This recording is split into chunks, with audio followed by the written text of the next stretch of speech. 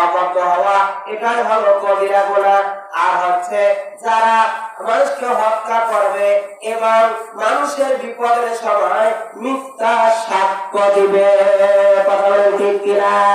আমার ভাইয়া, সহিহ মুসলিম থেকে, মুসলিম শরীফের হাদিস, সহিহ মুসলিম থেকে বলা হচ্ছে, আমার ভাইয়া আপনারা এখানে আছেন, এখানে যদি আপনাদের জন্য যদি কোনো প্রকার স্বাধীন না থাকে, যদি আপনাদের কোনো সমস্যা না হয় তাহলে ভালো, আর যদি সমস্যা হয় তাহলে আপনারা কি এখানে আসছেন না? আমার ভাইয়া ভালো করে কান দিয়ে শুনলেন।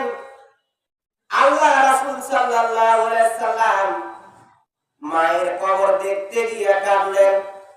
আর আল্লাহ রাসূলের কাছে একজন কাফের, আল্লাহ রাসূলের কাছে একজন কাফের সম্মান পাইল। আল্লাহ রাসূলের কাছে একজন কাফের কিভাবে মুসলমান হলো এরা জানা দরকার আছে না নাই? আমার ভাইরা, আল্লাহ রাসূল বিশ্বনবী জনাবে মুহাম্মদুর রাসূলুল্লাহ সকলে একবার বলেন সাল্লাল্লাহু আলাইহি ওয়াসাল্লাম। আল্লাহ রাসূলের কাছে এক কাফের মেহমান হয়ে গেল। আল্লাহ রাসূল বলতেছে, হে মেহমান, তুমি যাও ওই ভেড়ার দুধ দহন করো। তখন ওই মেহমানকে, ওই কাফের ব্যক্তিকে আল্লাহ রাসূল ভেড়ার দুধ দহন করার জন্য আদেশ করলেন। তখন ওই লোকটি কি করলো? আল্লাহ রাসূলের কথা অনুযায়ী ভেড়ার দুধ দহন করা শুরু করে দিল। বলেন সুবহানাল্লাহ। যখন ভেড়ার দুধ দহন করা শুরু করে দিল, ভেড়ার দুধ দহন করলো এবং সে সম্পূর্ণ দুধে খেয়ে ফেললো। আবার আল্লাহ রাসূল যে আবার ওই ভেড়ার দুধ আবার দহন করলো, লোকটি তাও খেয়ে ফেললো। এইভাবে ওই লোকটি আল্লাহ রাসূলের কাছে, কাফের ব্যক্তি সম্মানিত হলো। আল্লাহ রাসূলের কাছে ওই কাফের মেহমান হয়ে গেল। এক দুই করতে করতে ৬০টি ভেড়ার দুধ দহন করা হয়েছে। আর ৬০টি ভেড়ার দুধ ওই কাফের খেয়ে ফেলেছে। দহন করার পর খেয়ে ফেলেছে। পরদিন সকালবেলা কি করলো? ওই লোকটি আল্লাহ রাসূলের যে কাছে গেল মেহমান হয়ে, ওই কাফের ব্যক্তিটা সে পরদিন সকালবেলা ইসলাম গ্রহণ করেছে। বলেন সুবহানাল্লাহ। ইসলাম গ্রহণ করলো, তার দলিল কি? আমার ভাইরা, হাদিস শরীফের মধ্যে বলা হয়েছে, বুখারী মুসলিমের মধ্যে বলা হয়েছে, হাদিস শরীফের মধ্যে বলা হয়েছে, আপনারা দেখবেন ৯৩৯৭ নম্বর হাদিসের মধ্যে বলা হয়েছে যে ওই ব্যক্তিটা ভেড়ার দুধ দহন করে আর খায়, রাসূল দহন করে দেয় তাও খায়। এক দুই করতে করতে ৬০টা ভেড়ার দুধ দহন করে সে খেলো। শেষ পর্যন্ত ওই কাফের রাসূলের মেহমান ছিল। সকালে হতেই সূর্য ওঠার আগেই ওই মেহমান কাফের আল্লাহ রাসূলের কাছে ইসলাম গ্রহণ করেছে। বলেন সুবহানাল্লাহ।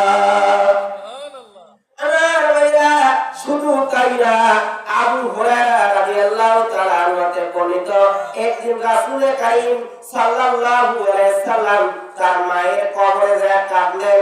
মায়ের কবর দেখতে যেতেন। যখন এই আল্লাহ রাসূল মায়ের কবর দেখতে গেলেন, মা ছিল আমিনা বিনতে ওয়াহাব। এই আমিনার কবরে আল্লাহ রাসূল চলে গেল।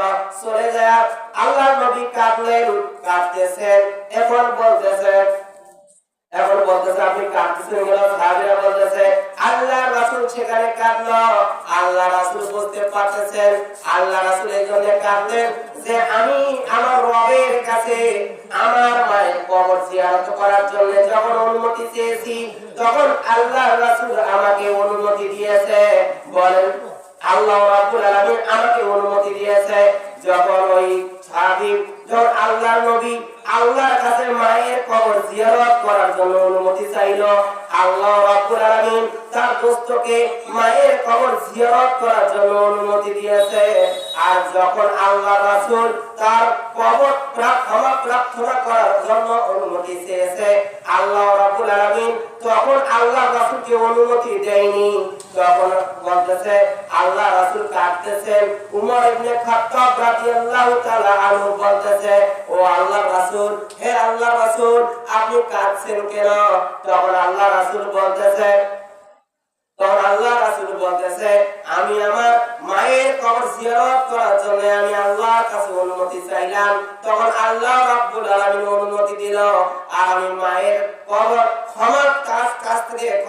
প্রার্থনা করার জন্য অনুমতি চাইলে আমাকে আল্লাহ রাব্বুল আলামিন অনুমতি দিলেন না, তাহলে আমি এই জন্যই কাঁদছি।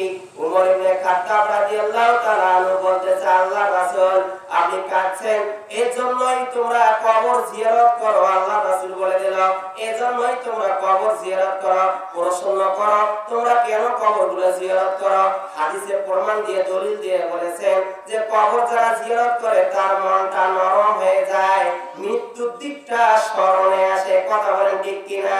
এখন এই কথা বলার কারণ হলো আল্লাহর নবী তো বিশ্ব নবী বলে দিল যে আমার মা আমিনা ইসলাম গ্রহণের আগে মারা গিয়েছিল, এই জন্য আমি কবর জিয়ারত করার জন্য আল্লাহর কাছে অনুমতি চাইলাম, এই জন্য আমি মায়ের কবর দেখতে গিয়ে কাঁদলাম।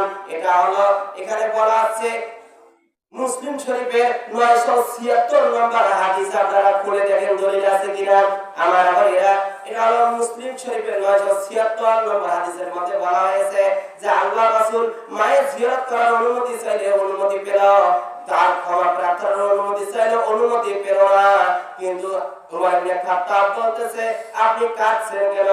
তিনি বলল আমার মা ইসলাম আসার আগেই মারা গিয়েছিল, এখন আমি এই জন্য ক্ষমা প্রার্থনার জন্য অনুমতি চেয়েছিলাম, রাসূল অনুমতি দেয়নি, এই জন্য আমার কাঁদার কারণ ছিল এটাই। এটা হলো মুসলিম শরীফের 976 নম্বর হাদিস। বলেন সুবহানাল্লাহ।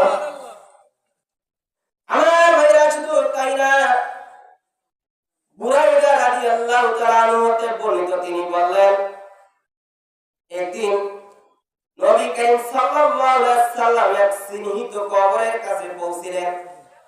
এক চিহ্নিত কবরের কাছে পৌঁছে গেলেন। পৌঁছার পরে তিনি সুন্দর করে বসলেন। সাহাবীরাও আশেপাশে যারা ছিল তারাও বসলো। বলেন সুবহানাল্লাহ। রাসূলও বসলো, সাহাবীরাও বসলো। বসার পরে এখন রাসূল সাল্লাল্লাহু আলাইহি সাল্লাম এমন ভাবে একটা মাথা ঝোঁকা দিলেন, রাসূল সাল্লাল্লাহু আলাইহি সাল্লাম এমন ভাবে তার মাথাটা নাড়া দিলেন, সাহাবীরা বুঝতে পেরেছেন যে হয়তো আল্লাহ রাসূল কোনো কিছু কথা বলবেন, কিন্তু না, আল্লাহ রাসূল কথা বলে নাই। আল্লাহ রাসূল কাঁদা শুরু করে দিয়েছেন। বলেন সুবহানাল্লাহ। আল্লাহ রাসূল যখন কাঁদা শুরু করে দিল তখন উমর ইবনে খাত্তাব বলতেছে আপনি কাঁদছেন কেন আল্লাহ রাসূল?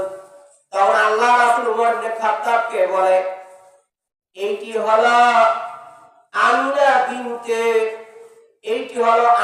বিনতে ওয়াহাবের কবর, এইটি হলো আমিনা বিনতে ওয়াহাবের কবর, এই জন্যই আমি আল্লাহর রাসূল কাঁদতেছি। তখন বলতেছেন আমি আমার রবের কাছে যখন জিয়ারতের অনুমতি চাই তখন অনুমতি পাই, ক্ষমা প্রার্থনার জন্য অনুমতি চাই অনুমতি পাই না। এর এটি হলো আমিনা বিনতে ওয়াহাবের কবর, ইসলাম আসার আগে মারা গিয়েছিল, এই জন্য আমি কাঁদছি। তখন বুরাইদা বলতেছে তখনকার যুগে এত বেশি কাঁদতে আমি কোন মানুষকেই দেখিনি। বলেন সুবহানাল্লাহ। তখন এত বেশি কাঁদছেন আল্লাহর রাসূল। বুরাইদা বলল তখনকার সময়ে এত বেশি কাঁদতে আমি কোন মানুষকেই দেখিনি। আল্লাহ রাসূল যে এত বেশি কাঁদলো, বুরাইদা যে বলল তার দলিল কি? দলিল হলো দালাইল আন-নবুওয়া গ্রন্থে বাইহাকী শরীফের 189 নম্বর হাদিস আপনারা পড়ে দেখেন। দালাইল আল-গ্রন্থে বাইহাকী শরীফের 189 নম্বর হাদিস আপনারা পড়ে দেখেন যে বুরাইদা বলেছেন তখনকার মতো এত বেশি কাঁদতে মানুষ আমি আর কখনো দেখিনি। বলেন সুবহানাল্লাহ। কথা বুঝতেছেন? সর্ব জিকির করে একটু হিট হই। আমার আলোচনা ছিল তোমরা জিকির করি লা ইলাহা ইল্লাল্লাহ। সাধারণ পেছনে যারা আপনারা সামনে আসেন, যত হবে সাউন্ড আলোচনা হবে ভালো, যত দেবেন ডাউন আলোচনা হবে কালো। কথা বুঝলেন? সামনে আসেন। সামনে আসার ওয়াজ শুরু করলে যে সবাই মঞ্চ চলে বসবেন। সামনে আসা এত ভালো, মসজিদে গেলেও সামনে যাওয়া ভালো। জানি যে একবার ক্লাস করেন তো হুজুর আটকাই যাওয়া বেশি। কথা বল, সামনে আসে বসে। জিজ্ঞেস করেন আমি আলোচনা কি বুঝতেছেন, আপনারা বুঝতেছেন? বুঝতেছেন, আচ্ছা ঠিক আছে, বুঝতে ভালো। তাহলে থোড়া জিকির করেন, তাহলে আরো আলোচনা শুরু করতেছি আমি। জিকির লা ইলাহা ইল্লাল্লাহ, লা ইলাহা ইল্লাল্লাহ, জোরে লা ইলাহা। মুমিন মোরা ঘুমিয়ে পড়েছি, মুমিন মোরা ঘুমিয়ে পড়েছি, বেবেকে ঝুলছে তারা,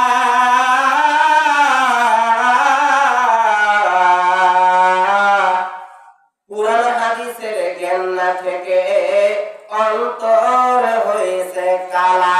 কথা বলেন তো ঠিক না বেঠিক?